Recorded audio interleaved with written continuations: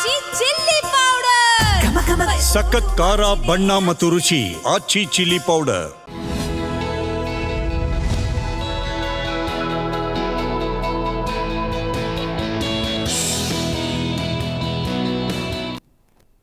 Big boss ಕಥೆ ನಮ್ಮ ಜೊತೆ ವಿಶೇಷ ಕಾರ್ಯಕ್ರಮಕ್ಕೆ ಸ್ವಾಗತ. ನಾನು ದಿವ್ಯ ಶ್ರೀದಾಸ್. ಎಷ್ಟು ದಿನ ವೀಕೆಂಡ್ ಬಂತು ಅಂತ ಹೇಳಿದ್ರೆ ಸುದೀಪ್ ಸರ್ ಅವರ ಕಿಚ್ಚನ ಪಂಚಾಯಿತಿಯನ್ನು ನೋಡಬೇಕು ಅಂತ ಹೇಳಿ ಸಾಕಷ್ಟು ಜನ ಕಾಯ್ತಾ ಇದ್ರು. ಆದರೆ ಸೀಸನ್ 12ನ ಕೊನೆಯ ಕಿಚ್ಚನ ಪಂಚಾಯಿತಿ ನೆನ್ನೆ ಆಗಿರೋದು. ಸೊ ನೆನ್ನೆ ಏನೇನೆಲ್ಲ ಆಯಿತು, ಸುದೀಪ್ ಸರ್ ಯಾರಿಗೆ ಲೈಟ್ ಆಗಿ ಇಂಡೈರೆಕ್ಟ್ ಆಗಿ ಏನು ಕ್ಲಾಸ್ ತೆಗೆದುಕೊಂಡ್ರು, ಜೊತೆಗೆ ಈ ಒಂದು ಸೀಸನ್ನ ಎಂಟೈರ್ ಕನ್ಸಿಡರ್ ಮಾಡಿ ಧ್ರುವಂತಿಗೆ ಕಿಚ್ಚನ ಚಪ್ಪಾಳಿಯನ್ನು ಕೂಡ ನೀಡಿದ್ದಾರೆ. ಇದ್ರ ಬಗ್ಗೆ ಮಾತನಾಡ್ತಾ ಹೋಗೋಣ. ಇದೇ ಹೊತ್ತಿನ ವಿಶೇಷ ಬಿಗ್ ಬಾಸ್ ಕಥೆ ನಮ್ಮ ಜೊತೆ.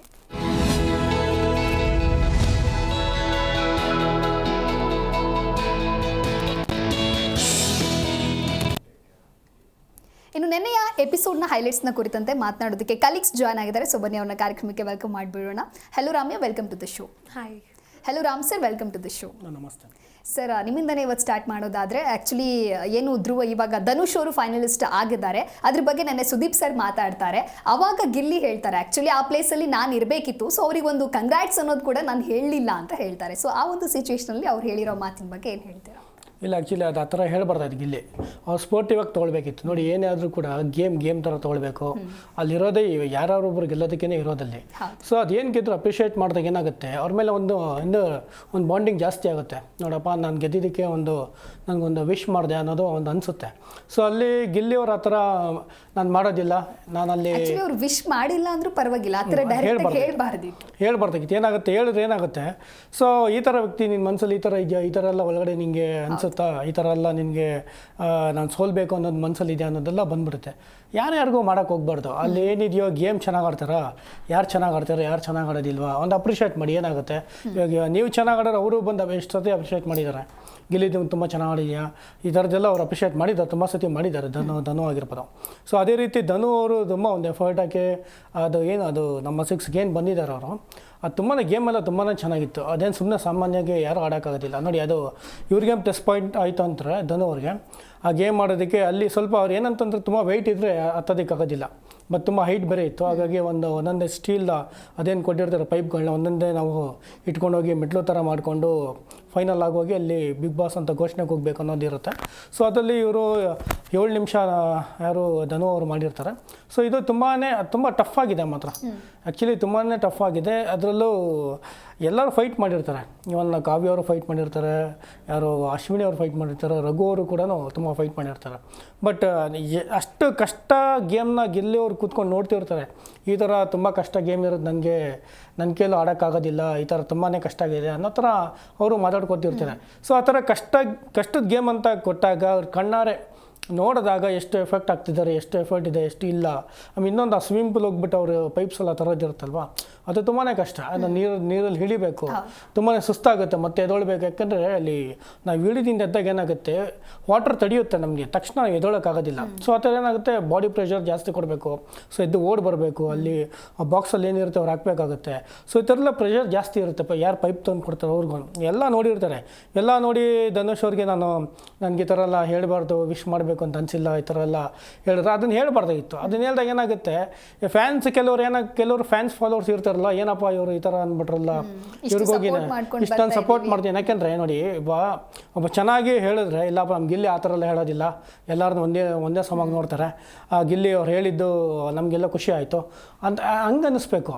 ಈ ಥರ ಹೇಳಿದಾಗ ಏನಾಗುತ್ತೆ, ಅವ್ರ ಫ್ಯಾನ್ಸ್ ಇವ್ರಿಗೆ ಅಲ್ಲಿ ಟಾಂಗ್ ಕೊಡ್ತಾ ಇರ್ತಾರೆ ಕೆಳಗಡೆ, ಏನಪ್ಪ ನಿಮ್ಮ ಗಿಲ್ಲಿ ಅವ್ರು ಈ ಥರ ಅಂದ್ಬಿಟ್ರು ಅಂತ. ಯಾಕೆಂದರೆ ಇಲ್ಲಿ ಫ್ಯಾನ್ಸ್ ಸ್ವಲ್ಪ ಕಮೆಂಟ್ಸಲ್ಲಿ ಈ ಥರ ಎಲ್ಲ ಸ್ವಲ್ಪ ಮಾತು ನಡೆಯೋದು ಈ ಥರ ಆಗ್ತಾ ಇರುತ್ತೆ.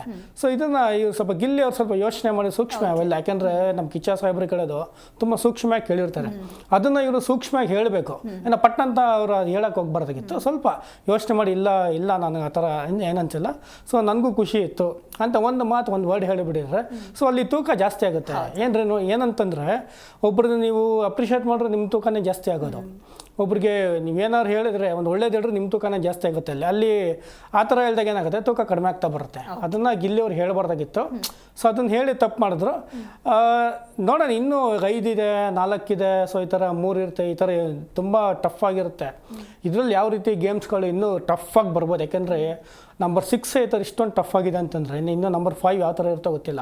ಇನ್ನು ಮಿಡ್ ನೈಟಲ್ಲಿ ಯಾರು ಹೋಗ್ತಾರೋ ಯಾರು ಇರ್ತಾರೋ, ನಮ್ಮ ಸಾಹೇಬ್ರು ಹೇಳೋದಾಗೆ 4 ಜನ ಈ ಥರ ಬಾಕ್ಲಲ್ಲಿ ಹೋಗ್ತಾರೆ ಅಂತ 4 ದಾರಿ 4 ಥರ ಕಾಣುತ್ತೆ ಅಂತ ಹೇಳಿದಾರಲ್ವಾ.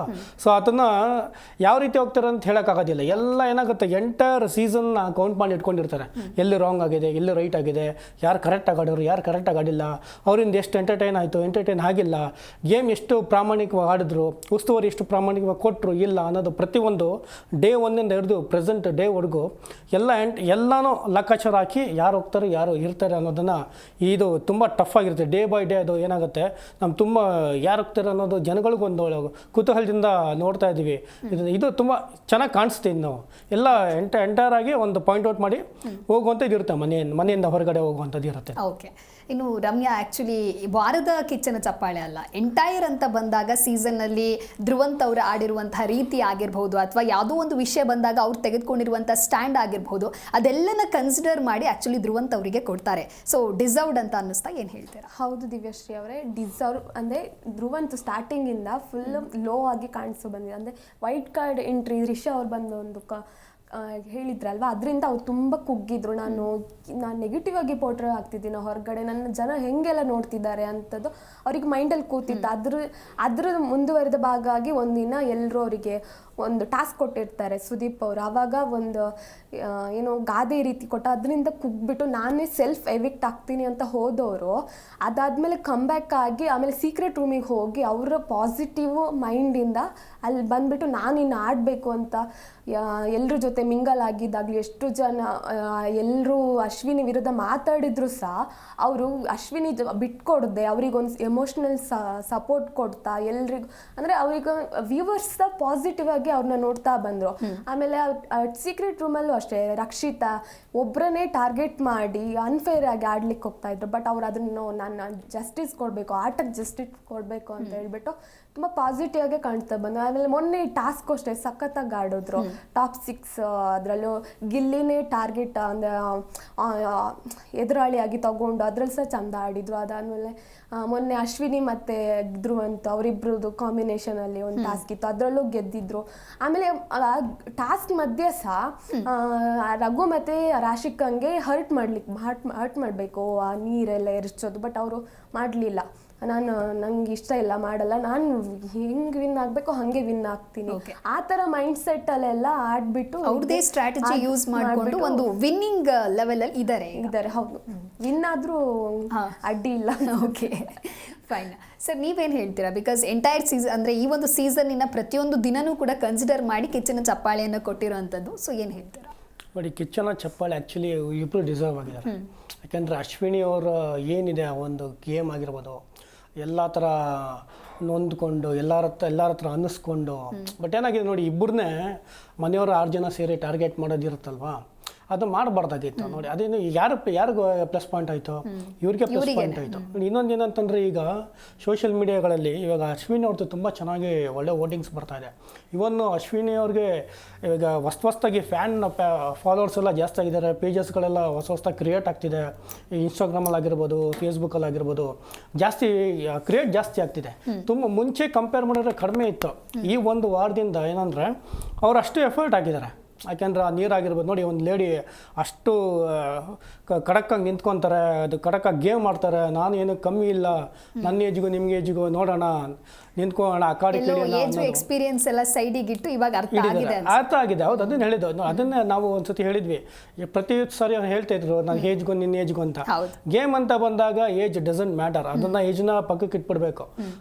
ನೀನು ಆಟ, ನನ್ನ ಕೆಪಾಸಿಟಿ ನನಗೆ, ನಿಮ್ಮ ಕೆಪಾಸಿಟಿ ನಿಮಗೆ, ಬನ್ನಿ ಆಟ ಆಡೋಣ ಅಂತ ನುಗ್ಗಬೇಕು, ಗೇಮ್ ಆಡಬೇಕು. ಗೇಮ್ಗೆ ಅಂತಲೇ ಬಂದಿದ್ಮೇಲೆ ಅಲ್ಲಿ ನಾವು ಯಾರು ಚಿಕ್ಕವರಿದ್ದಾರೆ ಯಾರು ದೊಡ್ಡವರಿದ್ದಾರೆ ಅಂತ ನಾವು ತಲೆಯಿಂದ ಫಸ್ಟು ತೆಗಿಬೇಕು. ಅದು ಈ ವಾರದಲ್ಲಿ ಅಶ್ವಿನಿ ಅವ್ರು ಮಾಡಿದ್ರು. ಇಲ್ಲ, ಈ ಸತಿ ನಿಂತ್ಕೊಳ್ಳೋಣ ಮಾಡೋಣ ಅಂತ.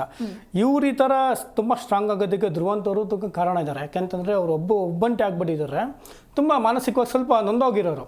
ಸ್ವಲ್ಪ ಅಷ್ಟೊಂದು ಅವ್ರಿಗೆ ಪಾಯಿಂಟ್ ಅಂದರೆ ಫೋಕಸ್ ಮಾಡೋಕೆ ಆಗ್ತಾ ಇರೋದಿಲ್ಲ. ಅವಾಗೇನಾಗುತ್ತೆ, ಧ್ರುವಂತವರು ಸ್ವಲ್ಪ ಬ್ಯಾಕ್ ಎಂಡಲ್ಲಿ ಬ್ಯಾಕ್ ಸಪೋರ್ಟಾಗಿ ನೀವು ಮಾಡ್ತೀರಾ ಮಾಡಿ, ಈ ಥರದ್ದೆಲ್ಲ ಹೇಳಿ ಈ ಧ್ರುವಂತಿನೂ ಅಶ್ವಿನಿ ಅವರು ತುಂಬಾ ಸ್ಟ್ರಾಂಗ್ ಆದರು. ನೋಡಿ, ಮೆಂಟಲಿ ಸ್ಟ್ರಾಂಗ್ ಆದರೆ ಗೇಮ್ ಎಂಥದೇ ಇರಲಿ ಸಕ್ಕತ್ತಾಗಿ ಆಟ ಆಡ್ಬೋದು, ಸಕ್ಕತ್ತಾಗಿ ಹೊಡಿಬೋದು.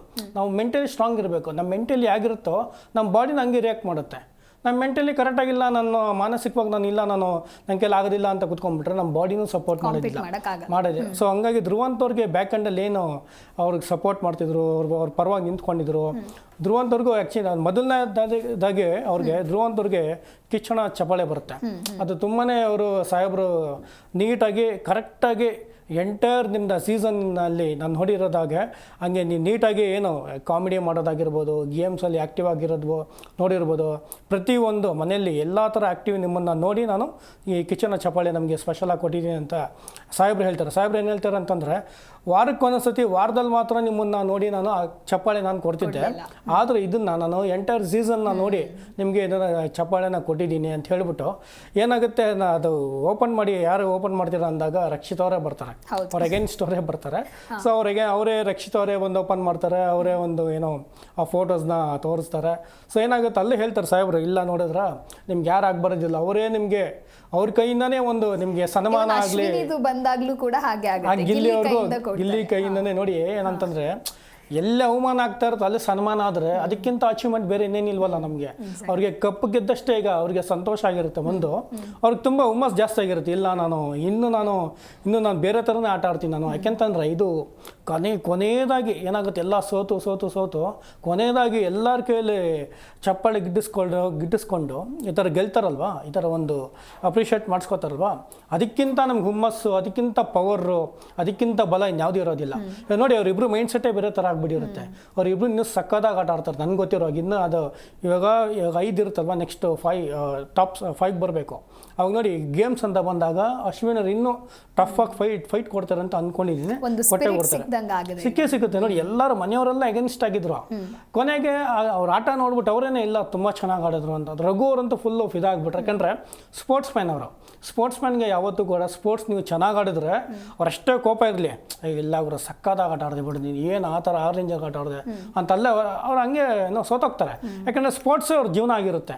ಸ್ಪೋರ್ಟ್ಸಲ್ಲಿ ಯಾರೇ ಚೆನ್ನಾಗಿ ಆಡಿಲ್ಲ ಅಂದರೂ ಬೈತಾರೆ, ಎಷ್ಟೇ ಫ್ರೆಂಡ್ ಇದ್ರು ಏನು ಹಂಗೆ ಆಟ ಆಡ್ಸಿ ನೀನು, ಏನು ಆಟ ಆಡೋಕ್ಕೆ ಬರ್ದಿಲ್ವ ಅಂತ ಅಂತಾರೆ. ಸ್ಪೋರ್ಟ್ಸ್ ಅಂತ ಅವ್ರಂದರೆ ಅವರು ಜೀವನನೇ ಸ್ಪೋರ್ಟ್ಸ್ ಆಗಿರೋದ್ರಿಂದ ಈಕೆ ಒಂದು ಒಳ್ಳೆ ಏನೋ ಒಂದು ಪಾರ್ಟಿಸಿಪೇಟ್ ಆಗಿ ಒಂದು ಒಳ್ಳೆ ಗೇಮ್ ಸಖತ್ತಾಗಿ ಆಡಿರೋದ್ರಿಂದ ಅಶ್ವಿನಿ ಅವ್ರಿಗೆ ರಘು ಅವರು ಫುಲ್ಲು ಇಲ್ಲ ನಾನು ತುಂಬ ಅಪ್ರಿಷಿಯೇಟ್ ಮಾಡ್ತೀನಿ ನಿಮ್ಮನ್ನ ಫ್ರಮ್ ಹಾರ್ಟ್ಲಿ ಅಂತ ಅವ್ರು ಹೇಳ್ತಾರೆ. ಅವರು ಅದು ನಿಜವಲ್ಲ ಅದು. ಸೊ ಆ ಥರ ಇರಬೇಕು, ಅಪ್ರಿಷಿಯೇಟ್ ಮಾಡಿ. ಆ ಥರ ಅಪ್ರಿಷಿಯೇಟ್ ಮಾಡಿದಾಗ ಏನಾಗುತ್ತೆ, ಅವ್ರ ಗೌರವನೂ ಹೆಚ್ಚಾಗುತ್ತೆ. ಬಟ್ ಅಶ್ವಿನ್ ಅವ್ರಿಗೆ ಚಪ್ಪಾಳೆ ಕೊಟ್ಟಿದ್ದು ನಾನು ಅಂದ್ಕೊಂಡಿದ್ದೆ ಲಾಸ್ಟ್ ವೀಕು, ಇಲ್ಲ ಈ ಸತಿ ಆಡೋದ್ರಿಂದ ಅಶ್ವಿನ್ ಅವ್ರಿಗೆ ವರಸ್ ಚಾನ್ಸಸ್ ತುಂಬ ಇರುತ್ತೆ ಅಂತ ನಾನು ತುಂಬ ಅಂದ್ಕೊಂಡೆ. ಯಾಕೆಂದರೆ ಅವ್ರ ಎಫರ್ಟು ಹಂಗೆ ಇತ್ತು, ಅವ್ರ ಟಾಸ್ಕು ಕೂಡ ಏನು ಕಮ್ಮಿ ಇಲ್ದಂಗೆ ಸಖತ್ತಾಗಿ ಮಾಡಿದ್ರು. ಅಶ್ವಿನಿ ಅವ್ರಿಗೆ ಬರ್ತಾರೆ, ಖಂಡಿತ ಬರೋ ಚಾನ್ಸಸ್ ತುಂಬ ಇರುತ್ತೆ ಟಾಪ್ 3 ಇವನ್ ಧ್ರುವಂತವ್ರಿಗೂ ಸ್ವಲ್ಪ ಕಾಂಪಿಟೇಷನ್ ಇದೆ. ಧ್ರುವಂತವ್ರು ಅಶ್ವಿನಿ ಅವ್ರಿಗೂ ಏನೋ ತುಂಬಾ ಅವರಿಬ್ಬರಿಗೆ ಫೈಟ್ ಬೀಳ್ಬೋದು. ನೋಡಿ ಇವಾಗ ನಾವೆಷ್ಟೇ ಕ್ಲೋಸ್ ಇದ್ರೂ ಕೂಡ ಫೈಟ್ ಬಿದ್ರೂ ಅಲ್ಲಿ ಗೆಲ್ಲಬೇಕಷ್ಟೇ. ನಮಗೆ ಬಾಂಡಿಂಗ್ ಬೇರೆ ಅದು. ನಾವು ಹೊರಗಡೆ ಹೆಂಗೋ ಚೆನ್ನಾಗಿರ್ತೀವಿ, ಗೇಮ್ ಅಂತ ಅಂದಾಗ ನಾವಲ್ಲಿ ಬಾಂಡಿಂಗ್ ನೋಡೋಕೆ ಹೋಗ್ಬಾರ್ದು. ಇವಾಗ ಗಿಲ್ಲಿ ನೋಡ್ತಾನಲ್ಲ ಆ ಥರ, ಅಯ್ಯೋ ನಮ್ಮ ಕಾವ್ಯಗೆ ಹಂಗೆ ನೋಡಬಾಡಿ. ಫೈಟ್ ಅಂತ ಬಂದರೆ ಫೈಟ್, ಗೇಮ್ ಅಂತ ಬಂದರೆ ಗೇಮ್ ಆಡಿ, ಸಖತ್ತಾಗಿ ಆಡಿ. ನಿಮ್ಮ ಜನ ನೋಡ್ತಿರ್ತಾರೆ, ನೀವು ಜನಕ್ಕೋಸ್ಕರ ನೀವು ಆಡಬೇಕು. ಆ ಪಾಯಿಂಟಿಗೆ ಒಂದು ಆ್ಯಡ್ ಮಾಡಬೇಕಾದ್ರೆ ಆ್ಯಕ್ಚುಲಿ ನೆನ್ನೆ ಸುದೀಪ್ ಸರ್ ರಕ್ಷಿತಂಗೆ ಕೇಳ್ತಾರೆ ಯಾರು ಗೆಲ್ಲಬೇಕು ಅಂತ ಕೇಳಿದಾಗ ಅವ್ರು 3 ಜನರಲ್ಲಿ ಫಸ್ಟು ಯಾರಾದರೂ ಅಥವಾ 3 ಜನ ಅಂತ ಹೇಳಿ ಆಮೇಲೆ ನಾನು ಅನ್ನೋ ಒಂದು ವರ್ಡ್ನ ಯೂಸ್ ಮಾಡ್ತಾರೆ. ಸೊ ನಿಜವಾಗ್ಲೂ ಗೇಮ್ ಆಡ್ತಿದಾರಾ ಅಂತ ಈಗ ಒಂದು ಕಡೆ ಇವಾಗ ಅಲ್ಲಿ ಸ್ಟ್ರಾಟಜಿ ಗೊತ್ತಾಗ್ತಾ ಇದೆ. ನೋಡಿ ಎಲ್ಲಿ ಪಾಸಿಟಿವ್ ಏನಕ್ಕಪ್ಪ ಬೇಕು ಆಕೆಗೆ, ಯಾರ ಹತ್ರ ಮಾತಾಡೋದು ನನಗೇನು, ಇದನ್ನೇ ಒಂದು ಇಟ್ಕೊಂಡು ಏನಾಗುತ್ತೆ ಫ್ರೇಮಲ್ಲಿ ಕಾಣೋ ಥರ ಒಂದು ಸ್ವಲ್ಪ ಅವರು ಮಾಡಿರ್ತಾರಲ್ಲಿ ಈ ಥರ ಸ್ಟ್ರಾಟಜಿ ಮಾಡಿದ್ರೆ ನಾನು ಕಾಣಿಸ್ಕೊಳ್ಬೋದು, ಅಥವಾ ನಾನು ಮಾಡಿಲ್ಲ ಅಂತಂದರೆ ಎಲ್ಲೂ ಕಾಣಿಸ್ಕೊಳ್ಳೋದೇ ಇಲ್ಲ. ನೋಡಿ ಕಾವ್ಯ ಎಲ್ಲ ಒಂದು ಕಡೆ ಸುಮ್ಮನೆ ಆಗ್ಬಿಟ್ಟಿದ್ದಾರೆ, ಎಲ್ಲ ಒಂದು ಕಡೆ ಕೂತ್ಕೊತಾ ಇದ್ದಾರೆ ಅಷ್ಟೇ. ಗೆಲ್ಲಿ ಹೋಗಿ ಮಾತಾಡ್ಸಿದ್ರೆ ಮಾತ್ರ ಫ್ರೇಮಲ್ಲಿ ಕಾಣಿಸ್ತಿದ್ದಾರೆ, ಅದು ಬಿಟ್ಟರೆ ಕಾವ್ಯವರೆಲ್ಲೂ ಕಾಣಿಸ್ಕೊತಾ ಇಲ್ಲ. ಸೊ ಹಂಗಾಗಿ ಇವರು ಈ ಥರ ಖ್ಯಾತ ತೆಗೆದ್ರೆ ನಾನು ಚೆನ್ನಾಗಿ ಕಾಣಿಸ್ಕೊಳೋದಿಲ್ವಾ ಅನ್ನೋದನ್ನು ಇವರು ಮಾಡಿದ್ದಾರೆ ಅಂತ ನಾನು ಅಂದ್ಕೊಂಡಿದ್ದೀನಿ. ಬಟ್ ಇವರು ಈ ಥರ ಎಲ್ಲ ನೋಡಿ ಅವ್ರಿಗೆ ರಘು ಅವ್ರು ಇವನ್ ಸಾಹೇಬ್ರಿಗೆ ಹೇಳ್ತಾರೆ, ಅಲ್ಲ ರಘು ಅವ್ರು ನೀವು ಪಾಯಿಂಟ್ ಔಟ್ ಮಾಡಬೇಕಿತ್ತು, ನೀವು ಅದನ್ನು ವಾಯ್ಸಲ್ಲಿ ನೀವು ರೈಸ್ ಮಾಡಬೇಕಿತ್ತು, ಯಾಕೆ ನೀವು ಮಾತಾಡೋಕೆ ಹೋಗಿಲ್ಲ, ಯಾಕೆಂದರೆ ನೀವು ಅದ್ರಲ್ಲಿ ಪಾಲಾಗಿರ್ತೀರಾ. ಸೊ ನೀವು ಯಾಕಲ್ಲಿ ಸುಮ್ಮನೆ ಆಗ್ತೀರಾ, ಬಿಡಿ ಇವರು ಹೆಂಗೆ ಕಿತ್ತಾಡ್ಕೊಳ್ಳಿ ನಾವು ಮಜಾ ತೊಗೊಳ್ಳೋಣ ಅನ್ನೋ ರೀತಿ ಎಲ್ಲ ಆಗ್ಬಿಡುತ್ತದೋ. ನೀವು ಯಾಕೆ ಅದನ್ನು ಪಾಯಿಂಟ್ ಔಟ್ ಮಾಡಿಲ್ಲ, ನೀವು ರೈಸ್ ಮಾಡಿದ್ರೆ ಇಲ್ಲ ನೀವು ಸುಮ್ಮನಿರಬೇಕು, ನನಗೂ ಅವ್ರಿಗೂ ವಿಚಾರ ಆಗುತ್ತೆ, ನೀನು ಯಾಕೆ ಮಾತಾಡ್ಸಮ್ಮ ನೀನು ಅನ್ನೋದನ್ನ ಸಾಹೇಬ್ರು ಕೂಡ ಪಾಯಿಂಟ್ ಔಟ್ ಮಾಡಿ ನೀಟಾಗಿ ಸಾಹೇಬ್ರು ಅಂತ ಕರೆಕ್ಟ್ ನಿಜ ಅವರು ಕರೆಕ್ಟಾಗಿ ಪಾಯಿಂಟ್ ಔಟ್ ಮಾಡಿ ಹೇಳಿದ್ದಾರೆ ಸಾಹೇಬ್ರು. ಸೊ ಅದನ್ನು ಅವ್ರು ರಘು ಅವರು ಸ್ವಲ್ಪ ವಾಯ್ಸ್ ಔಟ್ ಮಾಡಿ ಅಲ್ಲೇ ಹೇಳ್ಬಿಡಿ ರೈ ನೀನು ಸುಮ್ಮನೆ ಹಂಗೆಲ್ಲ ನೀನು ಜಾಸ್ತಿ ಇದನ್ನು ಲ್ಯಾಕ್ ಮಾಡೋಕೆ ಹೋಗ್ತಾ ಇದ್ಯಾ ಎಲ್ಲೋ ಅದು ಚೆನ್ನಾಗಿ ಕಾಣಿಸ್ತಾ ಇಲ್ಲ. ಸೊ ಯಾಕಂದರೆ ಹೇಳೋ ರೀತಿಲಿ ಅಟ್ಲೀಸ್ಟ್ ಸೀರಿಯಸ್ ಆಗಿ ಹೇಳ್ಬೇಕಿತ್ತು ಅವ್ರು. ಈಗ ನಾನೇ ಹೇಳೋದು ಅಂತಂದ್ರೆ ಅಲ್ಲೆಲ್ಲ ಆಟ ಆಡೋಕ್ಕೆ ಹೋಗಿರೋದು. ಇವ್ರ ಜೊತೆ ಕುತ್ಕೊಂಡ್ರೆ ನನಗಾಗೋದಿಲ್ಲ ಅವ್ರಿಗಾಗೋದಿಲ್ಲ ಅವೆಲ್ಲ ಅದು ಬೇಕಾಗೇ ಇಲ್ಲ. ಅದು ಯಾರಿಗೂ ಬೇಕಾಗಿಲ್ಲ. ಓಕೆ, ಇನ್ನು ಆ್ಯಕ್ಚುಲಿ ನಿಮಗೇನು ಅನಿಸುತ್ತೆ ರಕ್ಷಿತಾ ಅಂತ ಹೇಳಿ ಇಷ್ಟು ದಿನ ಡೇ ಒನ್ನಿಂದ ನೋಡ್ಕೊಂಡು ಬಂದಿರುವಂಥ ರೀತಿ ಜೊತೆಗೆ ಇನ್ನೇನು ಕೆಲವು ದಿನಗಳು ಇದೆ ಅಂದಾಗ ರಕ್ಷಿತಾ ಅವರು ಆಡ್ತಾ ಇರುವಂಥ ರೀತಿ ಅಥವಾ ಒಬ್ರಿಗೆ ಕೊಡ್ತಾ ಇರುವಂಥ ಕೌಂಟರ್ ಬಗ್ಗೆ ಏನು ಹೇಳ್ತೀರಾ? ಎಲ್ಲೋ ಒಂದು ಕಡೆ ರಕ್ಷಿತಾನ ನೆಕ್ಸ್ಟ್ ಲೆವೆಲಲ್ಲಿ ನೋಡ್ತಾ ಇದ್ದ ಜನ ಈಗೆಲ್ಲೋ ಒಂದು ಕಡೆ ರಕ್ಷಿತನ ನೋಡೋ ರೀತಿ ಬದಲಾಗ್ತಾ ಇದೆಯಾ ಅಂತ? ರಕ್ಷಿತನ ನೋಡ್ತಾ ಇರೋ ರೀತಿ ಅಂದರೆ ಅವಳು ಬರೀ ಗಿಲ್ಲಿ ರಘು ಅವ್ರ 3 ಜನನೇ ಇರಬೇಕು ಅನ್ನೋದು. ಅಂದರೆ ಗಿಲ್ಲಿ ಜೊತೆ ಇದ್ದರೆ ನಾನು ಹೆಚ್ಚಾಗಿ ಕಾಣಿಸ್ಕೋತೀನಿ ಅನ್ನೋ ಮೈಂಡ್ ಸೆಟ್ಟು ಅವ್ರಿಗೆ ಮೊದಲಿಂದನೂ ಇದೆ. ಅದನ್ನೇ ಫಸ್ಟ್ ವೀಕಲ್ಲಿ ಧನುಷ್ ಅದನ್ನೇ ಎತ್ತಿ ಹೇಳಿಬಿಟ್ಟಿದ್ರು. ಮತ್ತು ಮೊನ್ನೆ ರಘು ಜೊತೆ ರಾಶಿಕಾ ಕೂತಾಗಲೂ ಅಷ್ಟೇ ನಿಮ್ಗೆ ಅನ್ಕಂಫರ್ಟೇಬಲ್ ಆಗ್ತಿದೆ ಅನಿಸುತ್ತೆ ಬನ್ನಿ ಈಚೆ ಅಂತ. ಅದನ್ನೇ ಸಹ ನಾಮಿನೇಷನ್ಗೆ ರೀಸನ್ ಆಗಿ ತಗೊಂಡು ರಾಶಿಕಾ ನಾಮಿನೇಷನ್ ಮಾಡಿದ್ರು. ಮತ್ತು ಮೊನ್ನೆ ಬೀಮ್ ಬ್ಯಾಗ್ ಹೊರಗಡೆ ಮನೇಲೆಲ್ಲ ಕೂತ್ಕೊಂಡು ಬೀಮ್ ಬ್ಯಾಗಲ್ಲಿ ಗಿಲ್ಲಿ ಕಾವ್ಯ ಅವರು ರಘು ಎಲ್ಲ ಕೂತ್ಕೊಂಡು ಬೀಮ್ ಬ್ಯಾಗಲ್ಲಿ ಕೂತ್ರೆ ಅವರೆಲ್ಲ ಹೊರಗೆ ಹೋದ್ಮೇಲೆ ಬೀಮ್ ಬ್ಯಾಗ್ ಎತ್ತಿ ಇಟ್ಬಿಡು ನನಗೆ ಅವರೆಲ್ಲ ಕೂತ್ಕೊಂಡು ಇಷ್ಟೆಲ್ಲ ನಂಗೆ ಪ್ರೈವೇಸಿ ಇಲ್ಲ ಅದನ್ನ ಬೇರೆ ಹೇಳ್ತಾರೆ. ಇದೆಲ್ಲ ನೋಡಿದ್ಮೇಲೆ ರಕ್ಷಿತಾ ಮೇಲೆ ತುಂಬಾ ನೆಗೆಟಿವ್ ಆಗಿ ಸೋಷಿಯಲ್ ಮೀಡಿಯಾದಲ್ಲಿ ಓಡ್ತಿರೋದು. ಹೌದು, ಅದು ಅವ್ರದ್ದು ಈ ವರ್ತನೆ ಆಟದ ಮೇಲೆ ಎಫೆಕ್ಟ್ ಬೀಳ್ಬೋದು. ಸೊ ಅದಕ್ಕೆ ಆ್ಯಕ್ಚುಲಿ ನೆನ್ನೆ ಸುದೀಪ್ ಸರ್ ಕೂಡ ಸರಿಯಾಗಿ ಕೌಂಟರ್ ಕೊಡ್ತಾರೆ. ಒಂದು ವೀಟಿನ ಹಾಕ್ಬಿಟ್ಟು ಅವ್ರಿಗೆ ಅರ್ಥ ಮಾಡ್ಸೋಕ್ಕೂ ಟ್ರೈ ಮಾಡ್ತಾರೆ. ರಕ್ಷಿತಾ ಅವ್ರು ಅರ್ಥ ಮಾಡ್ಕೊಂಡ್ರು ಅಂತ ಅನಿಸ್ತಾ? ಇಲ್ಲ ಅನಿಸಿಲ್ಲ. ಆ್ಯಕ್ಚುಲಿ ಆ ವಿಟಿ ಪ್ಲೇ ಆಗ್ತಾ ಇದ್ರು ಎಲ್ರಿಗೂ ಗೊತ್ತಾಗುತ್ತೆ ಯಾಕೆ ಆ ವಿಟಿ ಹಾಕಿದ್ದಾರೆ, ಇದರಿಂದ ನಾವು ಏನು ಅರ್ಥ ಮಾಡ್ಕೊಳ್ಬೇಕು ಅಂತ. ಬಟ್ ಅಲ್ಲಿ ನೋಡಿದ್ರೆ ರಕ್ಷಿತಾ ನಗ್ತಾ ಕೂತಿರ್ತಾರೆ. ಹೌದು, ಅವ್ರು ಏನು ಆಡಬೇಕು ಅದನ್ನೇ ಆಡ್ತಾರೆ. ಬಟ್ ಇದು ಲಾಸ್ಟ್ ಮೂಮೆಂಟ್ ಅಲ್ವಾ, ಸೊ ನಾನು ಯಾರ ಜೊತೆ ಇದ್ರೆ ಏನಾಗ್ಬೋದು ಅನ್ನೋದು ಅವ್ರ ಮೈಂಡ್ ಸೆಟ್ ಇದೆ ಮೊದಲಿಂದನೂ, ಅದೇ ಮಾಡ್ತಾ ಬಂದಿರೋದು. ಸೊ ಅದೇ ಮಾಡಿ. ಓಕೆ, ಆ್ಯಕ್ಚುಲಿ ನಿನ್ನೆ ಸುದೀಪ್ ಸರು ಒಂದು ಅವಕಾಶ ಅಂತಲೇ ಹೇಳ್ಬೋದು, ಒಂದು ಆಪರ್ಚುನಿಟಿನ ಕೊಡ್ತಾರೆ. ಯಾರಾದರೂ ಇಷ್ಟು ದಿನ ಮನೇಲಿ ಸಾಕಷ್ಟು ಗಲಾಟೆಗಳಾಯಿತು, ಕ್ಲಾಶ್ಗಳಾಯಿತು, ಗೊತ್ತಿಲ್ಲದೇನೋ ಗೊತ್ತಿದ್ದೋನೋ ಫೈಟ್ಗಳಾಯಿತು, ಆ ಮಾತಾಡುವಂಥ ಭರದಲ್ಲಿ ಏನೇನೋ ಮಾತಾಡಿರ್ತೀರ. ಸೊ ಒಂದು ಕನ್ಫ್ಯೂಸ್ ಮಾಡುವಂಥ ಟೈಮ್ ಅಂತ ಹೇಳಿದ್ರೆ ಸಿಚುವೇಶನ್ನ ನೀವೇ ಕ್ರಿಯೇಟ್ ಮಾಡಿಕೊಂಡು ಯಾರಿಗಾದರೂ ಸಾರಿ ಕೇಳಬಹುದಾ, ನಾನು ಮಾತಾಡಿದ್ದು ಸರಿ ಇರಲಿಲ್ಲ ಅಂತ ಹೇಳಿ ನಿಮ್ಗೇನಾದರೂ ಅನಿಸಿದ್ರೆ ಈ ಮೂಮೆಂಟಲ್ಲಿ ಮಾತಾಡ್ಬೋದು ಅಂತ ಹೇಳ್ತಾರೆ. ಆ ಟೈಮಲ್ಲಿ ಆ್ಯಕ್ಚುಲಿ ರಘು ಮತ್ತು ಕಾವ್ಯನ ಬಿಟ್ಟರೆ ಬೇರೆ ಯಾರೂ ಮಾತಾಡಲಿಲ್ಲ. ಸೊ ರಘು ಮತ್ತು ಕಾವ್ಯನ ಬಗ್ಗೆ ಏನು ಹೇಳ್ತೀರಾ? ಕಾವ್ಯಂಗೆ ಅದು ಮೊನ್ನೆ ಅವರು ಸ್ಟಾರ್ಟಿಂಗಿಂದ ಕಾವ್ಯಂಗೆ ಅಶ್ವಿನಿ ಜೊತೆ ತುಂಬ ಆಗೋದೇ ಇಲ್ಲ, ಏಕವಚನದಿಂದನೇ ಸ್ಟಾರ್ಟ್ ಮಾಡ್ತಾರೆ. ಗಿಲ್ಲಿ ಮತ್ತು ಕಾವ್ಯ ಜೋಡಿಯಾಗಿ ಎಂಟ್ರಿ ಆಗಿಂದನೂ ಕಾವ್ಯಂಗೆ ಅಶ್ವಿನಿ ನೀನೊಂದು ಪ್ರೀ ಪ್ರಾಡಕ್ಟು, ಗಿಲ್ಲಿ ಜೊತೆ ಇದ್ದರೆ ಮಾತ್ರ ಹೈಲೈಟ್, ಟಿಲ್ ಇದುವರೆಗೂ ಗಿಲ್ಲಿ ಗಿಲ್ಲಿ ಗಿಲ್ಲಿ ಅಂತಾರೆ. ಅದ್ರ ಮಧ್ಯೆ ಅವರು ಮಾತಿನ ಬರದಲ್ಲಿ ಗಿಲ್ಲಿ ಅವಳು ಇವಳು ಅಂತ ಏಕವಚನದಲ್ಲೇ ಕಾವ್ಯ ಸಹ. ಮತ್ತು ಮೊನ್ನೆ ಲಾಸ್ಟ್ ವೀಕ್ ನಾಮಿನೇಷನ್ ಮಾಡೋಕ್ಕೂ ಸಹ ಏಕವಚನದಲ್ಲೇ ತುಂಬ ಕೌಂಟರ್ ಕೊಟ್ಟಿದ್ದಾರೆ. ಸೊ ಅದೊಂದು ಗಿಲ್ಟ್ ಫೀಲಿಂದ ನಿನ್ನೆ ಸುದೀಪ್ ಮುಂದೆ ಸಾರಿ ಕೇಳಿ ನಾನು ಈ ಥರ ಮಾಡಿಬಾರ್ದಿತ್ತು, ನನ್ನ ಮಾತಿನ ಬರದಲ್ಲಿ ಅವರಿಗೆ ಅನ್ರೆಸ್ಪೆಕ್ಟಾಗಿ ಮಾತಾಡಿದ್ದೀನಿ, ಸೊ ನಂಗೆ ಅದಕ್ಕೋಸ್ಕರ ಬೇಸರ ವ್ಯಕ್ತಪಡಿಸಿದ್ರು. ಇದಾದಮೇಲೆ ರಘು ಸಹ ಅವರು ನಿನ್ನೆ ನನ್ನ ಮಾತಿನ ಬರದಲ್ಲಿ ಏನೇನೋ ಮಾತಾಡಿದ್ರು ಧ್ರುವಂತ್ ಬಗ್ಗೆ. ಸೊ ನನಗೆ ಇದು ಗಿಲ್ಟ್ ಫೀಲ್ ಇದೆ ಅಂತ ಸುದೀಪ್ ಮುಂದೆ ಹೇಳ್ಕೊಂಡು ಅವರಿಬ್ಬರು ಬಿಟ್ಟರೆ ಮತ್ತೆ ಯಾರೂ ವ್ಯಕ್ತಪಡಿಸಿ ಯಾರಿಗೂ ಗಿಲ್ಟ್ ಕಾಡ್ಲೇ ಇಲ್ಲ.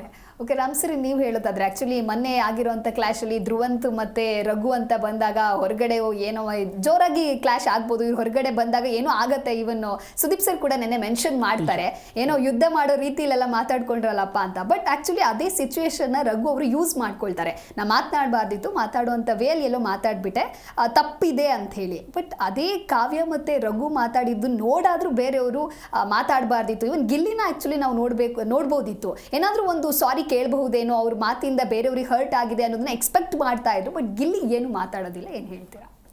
ಇಲ್ಲ ನೋಡಿ, ಇದು ಗಿಲ್ಲಿ ಏನಂತಂದರೆ ಅಲ್ಲಿ ಅವ್ರಿಗೊಬ್ರಿಗೊಬ್ರು ಸಪೋರ್ಟ್ ಕೊಡೋದೇ ಆಗ್ಬಿಟ್ಟಿದೆ. ಅಲ್ಲಿ ಇವಾಗ ನೋಡಿ, ನಾವು ಪ್ರಾಮಾಣಿಕವಾಗಿ ನಾವೇನು ಕೇಳಬೇಕು, ನಮ್ಗೇನು ಅನ್ಸುತ್ತೆ ಇವಾಗ ನೋಡಿ, ಸಾರಿ ಕೇಳಬೇಕಾ, ನೀವು ಸಾರಿ ಕೇಳೋದ್ರಲ್ಲಿ ಒಂದು ಅರ್ಥ ಇರುತ್ತೆ. ಕೇಳಿರೋ ಎಸ್ ಅಪ್ಪ ಸಾರಿ ಕೇಳಿದ್ರು, ನನಗೆ ಮನಸ್ಫೂರ್ತಿಯಾಗಿ ಹೇಳಿದ್ರಪ್ಪ, ನಮಗೂ ಎಸ್ ಅವ್ರು ಕೇಳಿದ್ದು ನಮಗೆ ಅನಿಸ್ತಾ ಅನ್ಬೇಕು. ಅಲ್ಲಿ ಕಾಮಿಡಿ ಥರ ಅಲ್ಲಿ ಸಾರಿ ಅಂತ ಕೇಳ್ಕೊಂಡು ಹಿಂದ್ಗಡೆ ಮತ್ತೆ ತಿರ್ಗಾ ರಿಪೀಟ್ ಮಾಡೋದು ಇವೆಲ್ಲ ಆಗುತ್ತೆ. ಎಕ್ಸಾಂಪಲ್ ರಕ್ಷಿತಾ ಬೇರೆ ಇರ್ತಾರೆ. ಆಮೇಲೆ ಇವನ್ ನೀವು ಧ್ರುವಂತ್ ಅಂತ ಹೇಳಿದ್ರಲ್ಲ, ಇವಾಗ ನೋಡಿ ಧ್ರುವಂತ್ ಮತ್ತು ರಘು ಅವ್ರದ್ದು ಈ ಥರ ಹೊರಗಡೆ ಬಂದರೆ ಈ ಥರ ಅದು ಮಾತು ನಡೆದಿದೆ. ಏನಂತಂದರೆ ಇವರು ಒಂದು ಕಿಕ್, ಒಂದು ಏನು ಕಿಕ್ ಒಂದಿದ್ರು ಹೊಡೆಯೋದ್ರಲ್ಲಿ. ಸೊ ಹೇಳ್ತಾರೆ, ಇವರು ಅದೇ ರಿಪೀಟ್ ಮಾಡ್ತಾರೆ. ಫಸ್ಟು ಧ್ರುವಂತ್ ಅವರನ್ನೇ ಅವರು ತೊಗೊಂಡಿರೋ ಅವ್ರ ಮೆಡಲ್ಸ್ ಬಗ್ಗೆ, ಅವರು ಕೆಲಸ ಮಾಡಿರೋ ಬಗ್ಗೆ, ವರ್ಕ್ಸ್ ಬಗ್ಗೆ ಎಲ್ಲ ಮಾತಾಡೋಕೆ ಹೋಗ್ಬಾರ್ದಾಗಿತ್ತು. ಧ್ರುವಂತ್ ಅವರೇ ಅದನ್ನು ಸ್ವಲ್ಪ ಸ್ಟಾರ್ಟಿಂಗಲ್ಲಿ ಹೇಳ್ತಾರೆ.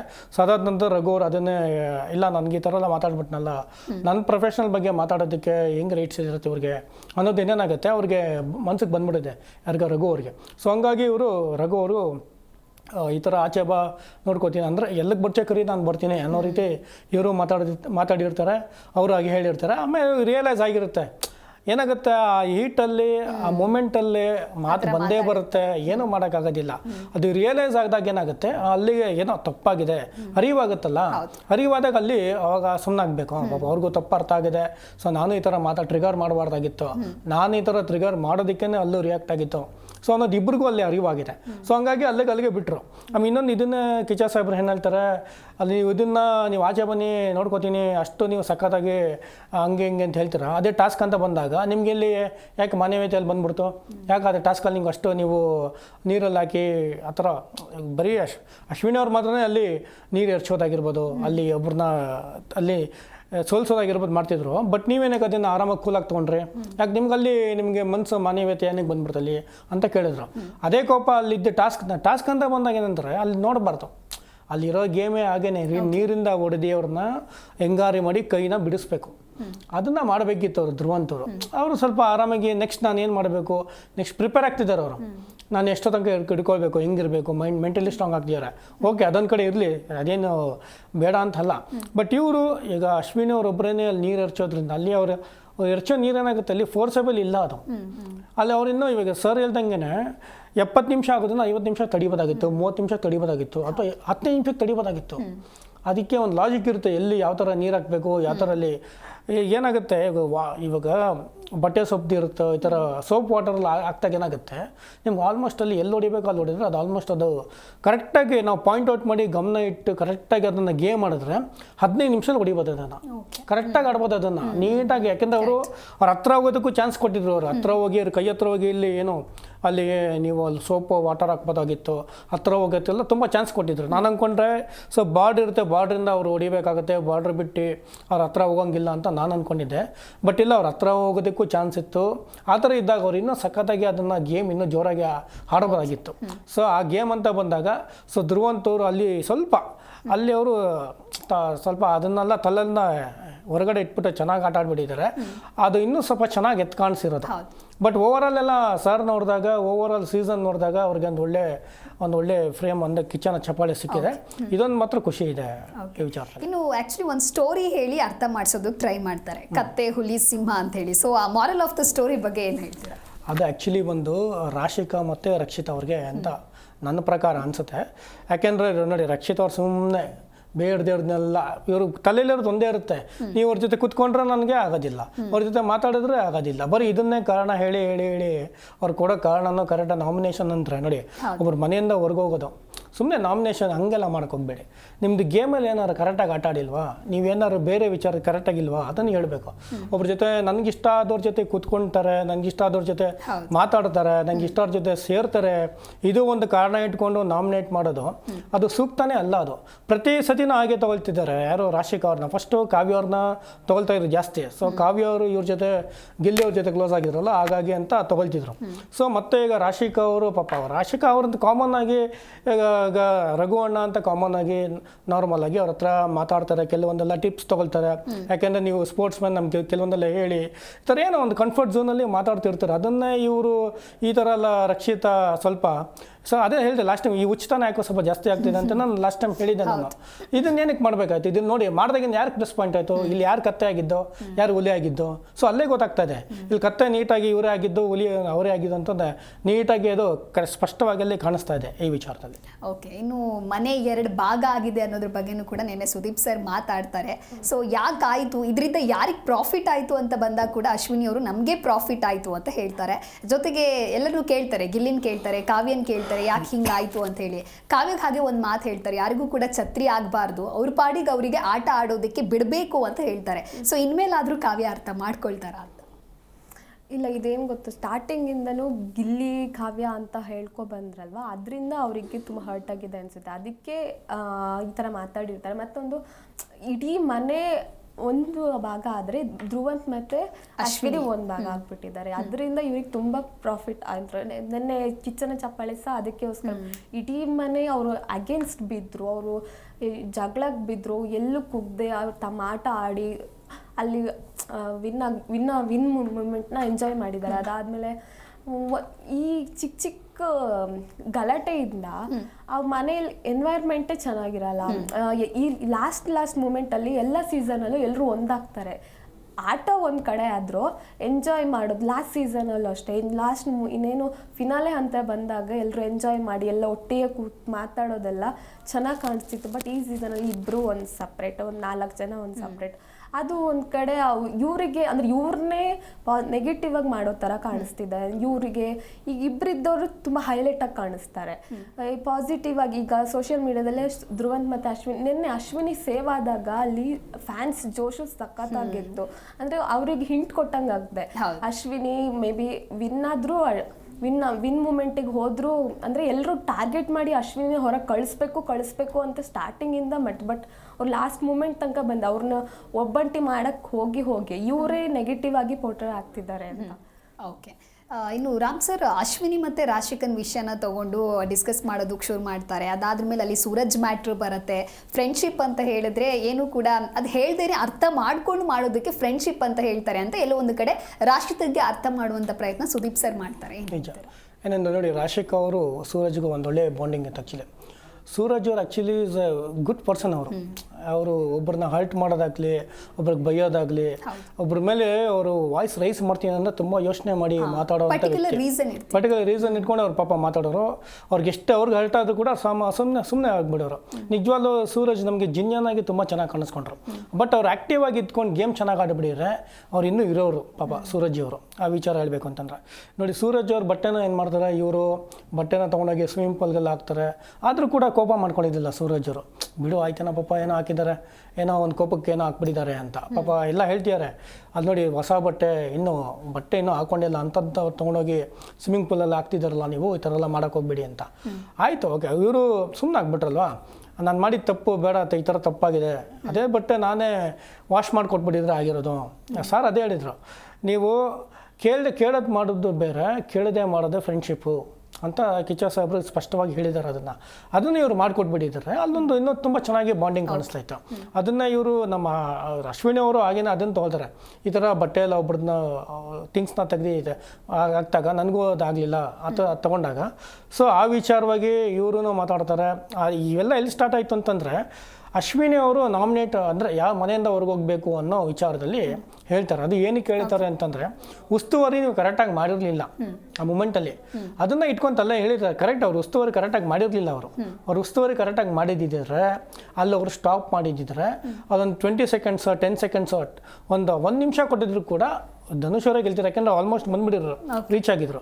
ಅದನ್ನು ಅವ್ರು ಮಾಡಿದ್ದಿದ್ರೆ ಅಲ್ಲಿ ಪ್ರಾಮಾಣಿಕ ಕಾಣಿಸ್ತಿತ್ತು. ಅದನ್ನ ಇಟ್ಕೊಂಡು ಅಶ್ವಿನಿ ಅವ್ರು ಹೇಳಿದ್ದೆ ಹೊರತು ಅಶ್ವಿನಿ ಅವ್ರು ಬೇಕು ಅಂತ ಅವ್ರು ಹೇಳಿಲ್ಲ. ಬಟ್ ಅಶ್ವಿನಿ ಅವ್ರು ಪಾಯಿಂಟ್ ಔಟ್ ಮಾಡಿದ್ದು ಕರೆಕ್ಟ್ ಆಗಿತ್ತು ಅಂತ. ಫೈನಲ್ ಆಗಿ ಯಾರು ಎಲಿಮಿನೇಟ್ ಆಗಬಹುದು? ನನ್ಗೆ ಗೊತ್ತಿರೋಂಗೆ ಈ ಸತಿ ರಕ್ಷಿತಾ ಅಥವಾ ರಾಶಿಕಾ ಅವರು ಅನ್ನೋ ಥರ ಇದೆ. ಯಾವ ಥರ ಯಾರು ಹೋಗ್ತಾರೆ ಅಂತ ಇವರಿಬ್ಬರಲ್ಲಿ ಆಗ್ಬೋದು ಅಂತ ನನಗೆ ಅನಿಸುತ್ತೆ. ರಮ್ಯಾ, ನಿಮ್ಮ ಪ್ರಕಾರ ಯಾರು ಎಲಿಮಿನೇಟ್ ಆಗಬೇಕು? ರಕ್ಷಿತಾ ಯಾರಾಗಬಹುದು ಅನಿಸ್ತದೆ? ರಾಶಿಕಾ ಶೆಟ್ಟಿ ಆಗ್ಬೋದು ಅನಿಸ್ತಿದೆ. Okay. So thank you Ramya and Ram sir ಕಾರ್ಯಕ್ರಮಕ್ಕೆ ಆಗಮಿಸೋದಕ್ಕಾಗಿ. Thank you. ನೋಡಿದ್ರಲ್ವಾ ವೀಕ್ಷಕರೇ, ನಿನ್ನೆ ಆಗಿರುವಂತಹ ಬಿಗ್ ಬಾಸ್ನಲ್ಲಿ ಎಪಿಸೋಡ್ನ ಹೈಲೈಟ್ಸ್ ಏನು ಅಂತ ಹೇಳಿ ಮಾತಾಡಿದ್ವಿ. ಜೊತೆಗೆ ಇವತ್ತು ಯಾರು ಎಲಿಮಿನೇಟ್ ಆಗ್ತಾರೆ, ಇನ್ನಿರುವಂತಹ ಕೆಲವೇ ದಿನಗಳಲ್ಲಿ ಯಾರು ಇನ್ನೂ ಕೂಡ ಚೆನ್ನಾಗಿ ಆಡಿ ಹೇಗೆ ಅರ್ಥ ಮಾಡಿಕೊಂಡು ವಿನ್ ಆಗ್ತಾರೆ ಅನ್ನೋದನ್ನು ಕಾದು ನೋಡಬೇಕಿದೆ. ಇದಾಗಿತ್ತು ಈ ಹೊತ್ತಿನ ವಿಶೇಷ. ನೋಡ್ತಾ ಇರಿ ಜೀ ಕನ್ನಡ ನ್ಯೂಸ್, ಸತ್ಯವೇ ಸುದ್ದಿಯ ಜೀವಾಳ.